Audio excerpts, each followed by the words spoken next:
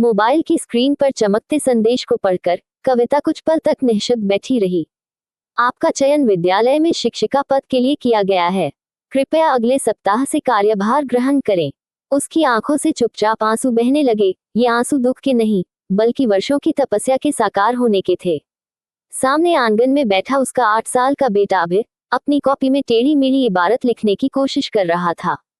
कविता ने उठकर उसके सिर पर हाथ फेरा तो जैसे अतीत की सारी परतें एक एक कर खुलने लगी। 3 साल पहले जब समीर बीमारी से अचानक चल बसे थे, तब जिंदगी जैसे थम सी गई थी। रिश्तेदारों की सांत्वना कुछ दिनों में ही खामोश हो गई थी, लेकिन जिम्मेदारियां रोज बोलती थी। ससुराल में एक ही बात दोहराई जाती, बच्चा है, घर संभालो, नौकरी की जरूरत नहीं। लेकिन कविता जानती थी कि सिर्फ सहारे से भविष्य नहीं बनता।